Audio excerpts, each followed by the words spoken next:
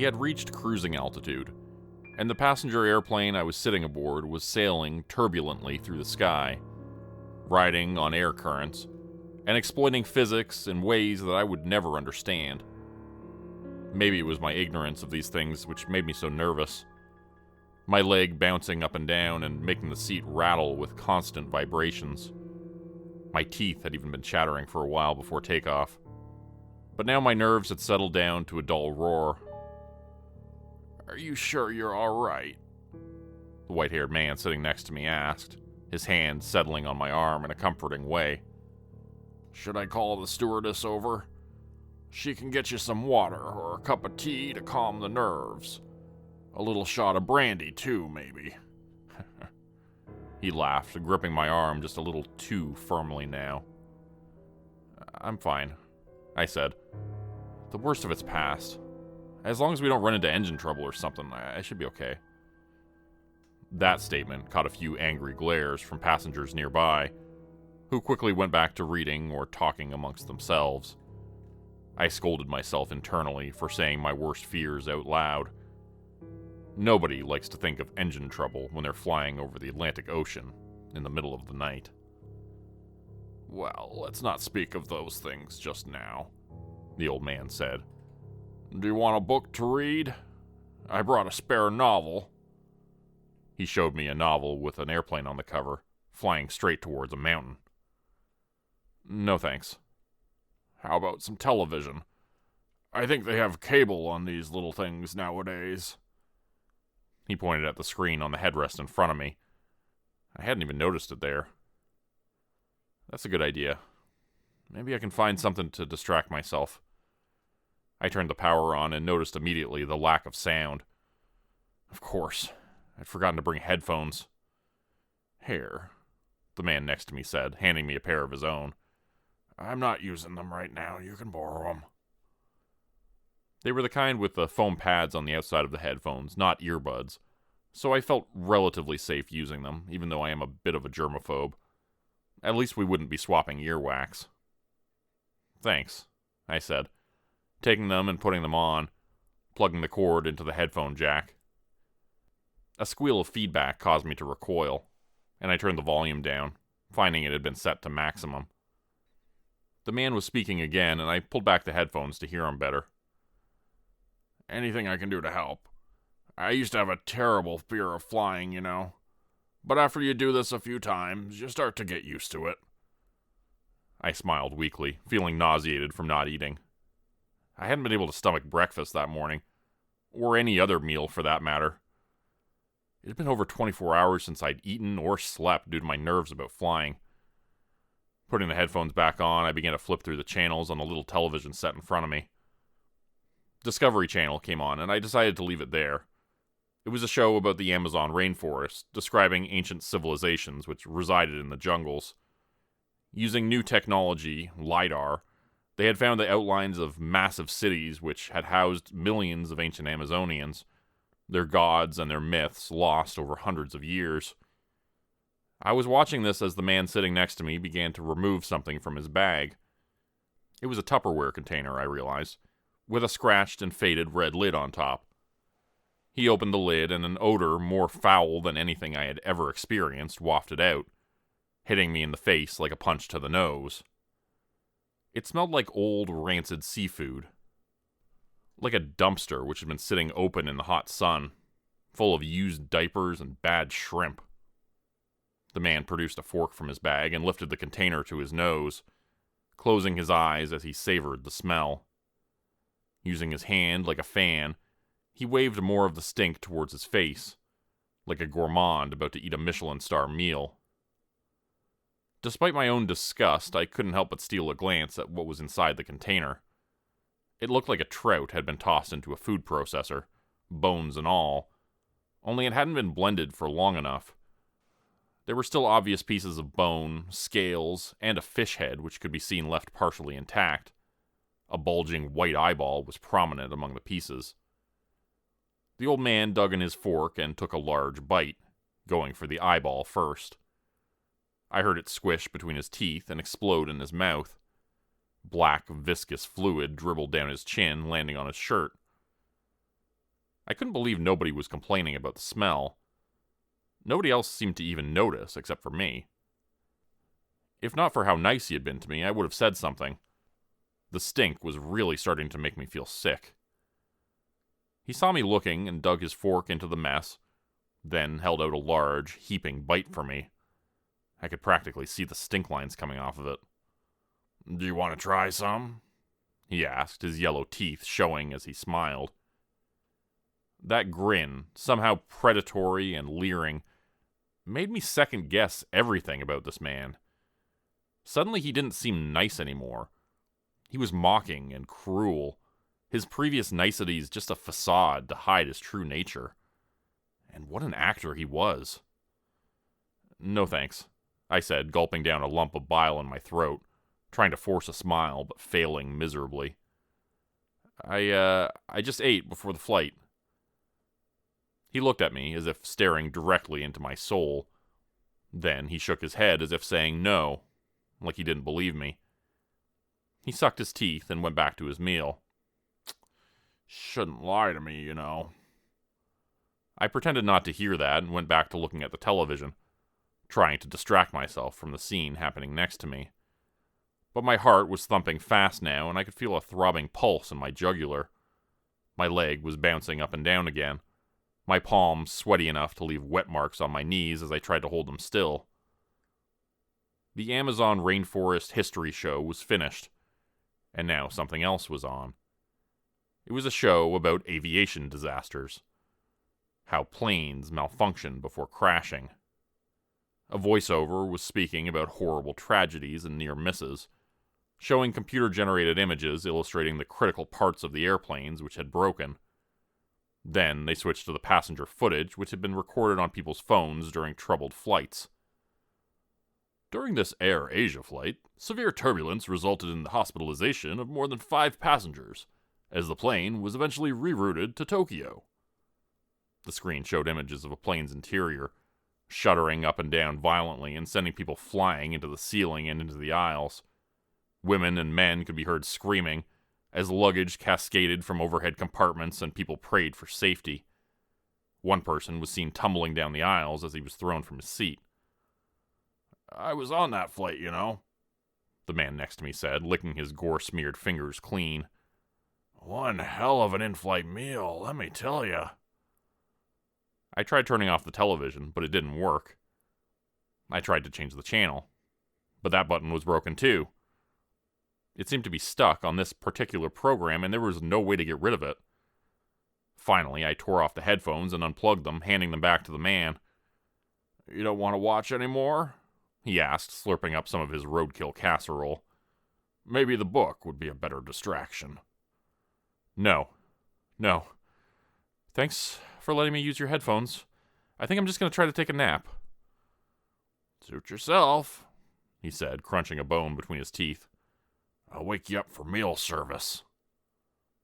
How he could still be hungry was a mystery to me, especially after he had just ingested such a monstrous dinner. I was already beginning to suspect that there was something off about this man. The way he had changed was unsettling, and I felt like I was suddenly in the Twilight Zone. He just wasn't acting normal. So I watched him out of the corner of my eye for a while, trying to convince myself he was just a bit odd, and nothing to worry about. He was just an eccentric with a very unusual diet. Eventually, I managed to convince myself that was true, and despite my unease, my tiredness won over everything else, and I fell asleep.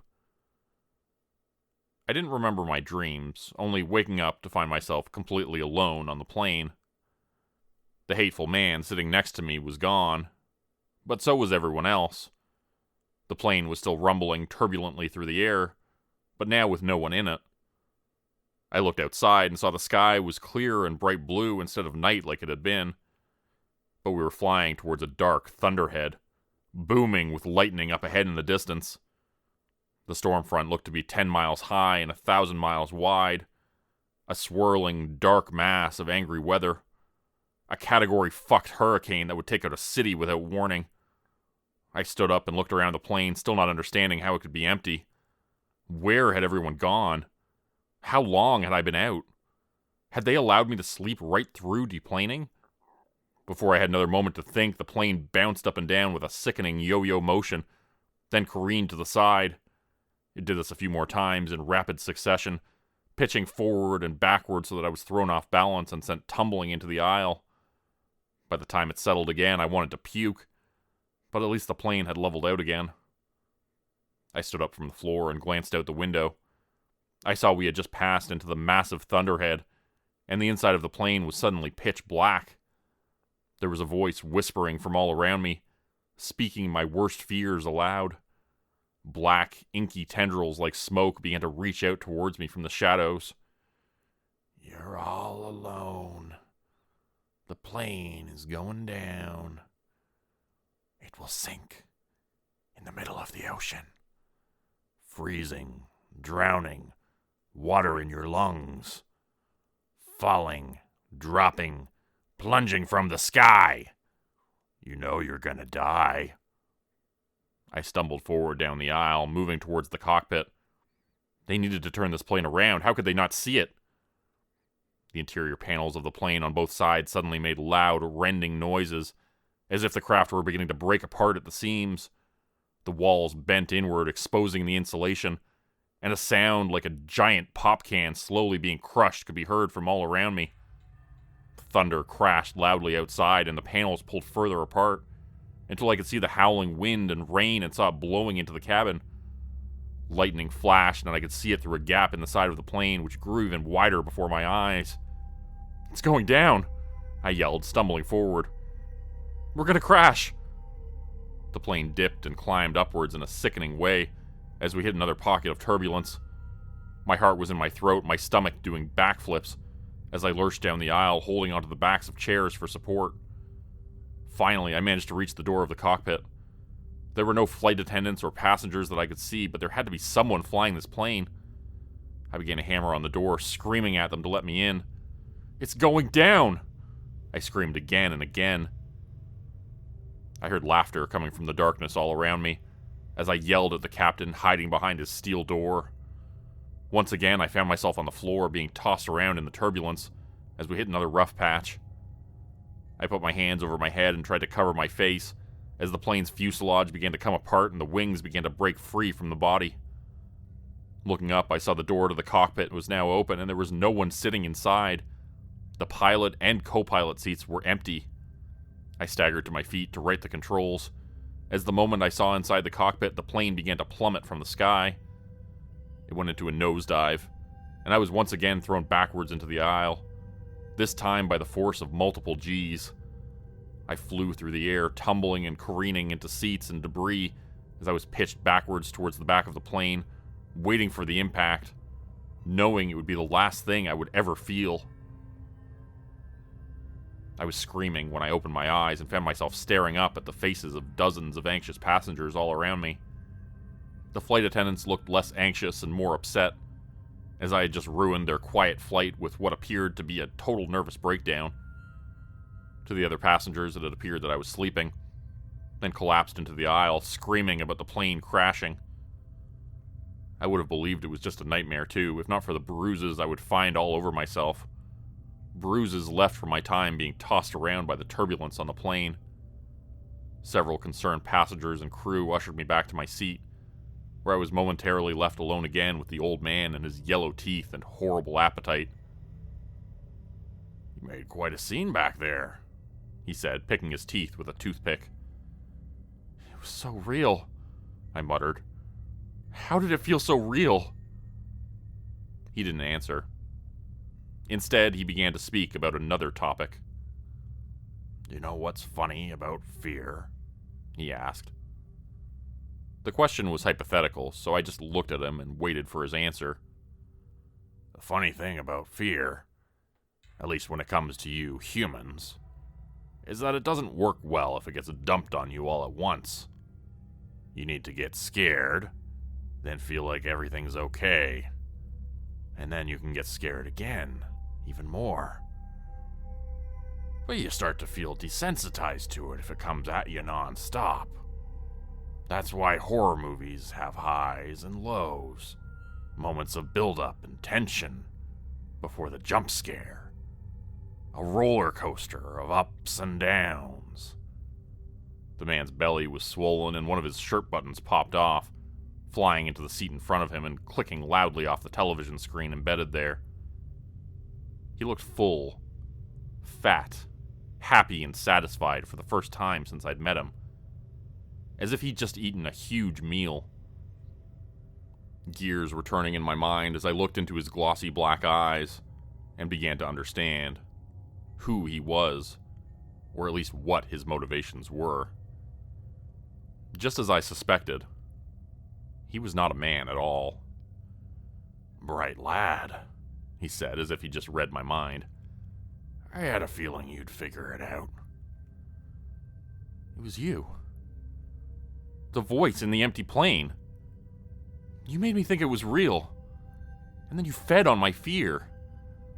You dined on it like that disgusting shit in your Tupperware container. But fresh is always better than leftovers. I thank you, though. I haven't had a meal like that in quite a while. Your terror was so deep and so strong. What the hell happened to you, anyways? I winced as if slapped, remembering my parents. Somehow I had a feeling he already knew about them. Why else would he ask? Maybe he wasn't as satisfied as he looked. I hit the call button and waited for a stewardess to come over. Then I asked her if I could switch seats. I told her I'd sit anywhere, as long as it wasn't next to the disgusting old man sitting beside me. "I think he's a demon," I said. "Look, I know how that sounds, but hear me out." The flight attendant gave me a worried look, as did several other passengers sitting in the vicinity. The woman cleared her throat and leaned in, speaking low under her breath, in an attempt to salvage what was left of my pride. "Sir, the seat beside you is empty. I've been watching you throughout this flight, and there's nobody sitting there. You've been alone. And to be frank, you've been talking to yourself quite a bit. It's starting to worry some of the other passengers." I stammered something, looked at the old man, was unable to turn away from his wrinkled face and yellow teeth pulling up in a widening grin. "It's my responsibility to alert the captain of this and have you returned home to America for a psychiatric evaluation. You've got bruises all over you. It's obvious you're not able to care for yourself properly, based on your behavior during this flight. You're a danger to yourself and possibly to others." An air marshal was sitting nearby and stood up, removing a pair of handcuffs from his belt. "I've heard enough, and I agree with your assessment, miss. I appreciate your patience with this man. He is obviously very unwell." Despite my protests, which quickly turned to screaming, he handcuffed one of my wrists to my seat. "Luckily, this plane is on a return trip to America after just a couple hours layover here, so we'll be back up in the air in no time." The two of them walked away, leaving me alone with the fear-eating demon sitting next to me. His true form was slowly beginning to show through the cracking facade of his human appearance, and I could see the rotting hell flesh beneath. No, please, don't make me go back. I don't want to go back. I'll take a boat. Let me take a boat. Just anything but this plane. You need to get me off of this plane." "Don't worry," said the old man, drool cascading out from his lower lip. "They used to be scared of flying too. But after a few times, you'll start to get used to it." Thank you for watching tonight's video, listening to tonight's story. Hope you enjoyed. This story was previously featured on the Dr. Nosleep podcast. I'll include a link in the description below if you want to check out his podcast and YouTube channel. This story is also featured in my new book, which is just being released. It's actually available on Amazon now, and it's titled From the Darkness. There'll be a link in the description below if you want to check out the book. And this is a collection of short horror stories, all written by me. There's a bunch of stories in here that have been on podcasts, and one story that's never been seen anywhere else before. So if you enjoy my writing and you want to support my work and purchase a copy of my book, hope you'll check out the description below, or check out Amazon for the book From the Darkness by Jordan Grupe. Thanks everybody for listening. Today's video was supported by patrons like Mark from Earth, Crimson Muse, Joy Burton, Diane Showers, Mark's Wall, Cheryl James, Pick Your Sticker, Teddy Dog, Clue 404, Mamakato, Dante Kincaid, Zarin Ray, Angela Donovan, Blarian50, Devin Kyle, Timothy Baird, Ajeti, Bert Turner, Bajani Aspinall, Michael Pierce, Big Joe, Carrie Harkonnen, LaDonna Spivey, Scott Tanaka, Tom Stewart, Sherman Davis, Bryce Shelton, Susan McClendon, Elise Batiste, Lisa and the Cult Jam, Open Circuit, Fabulavore, Raymond Jaggers, That Darn Fox, Raison Detra, Kai Gaming 99, Wendy Burns, The Wendigo, Michael Squishy Park, The Gemstar, Vault 77 Citizen, Poppy Dan, Clovis Wolf, Elder Jelm, Derek Prey, Elder Being, KC Hawaii, Rob T, Tragic Mermaid, Darren Fishnaller, Cloves Anoya Harris, Roe Underwood, Florida Man Luke, Bethany's Mom, Winter's Kiss, Sam Brooke, The White Stag, Corgi Connection, and No Name. If you'd like to help support the channel, please consider joining my Patreon page at patreon.com/Jordan Grupe Horror. As a patron, you'll get access to bonus videos and content, as well as a Discord channel. You'll be credited at the end of every video going forward, and if you decide to stay for 3 months, I'll name a character after you, which will be featured in the next Hollow's End story. Links to join the Patreon are in the description. Thanks everyone for listening. Please like, subscribe, and comment to help the channel continue to grow. That really does help out a lot. And see you again next time at 4 p.m. Eastern Standard Time. Hope you have a great night.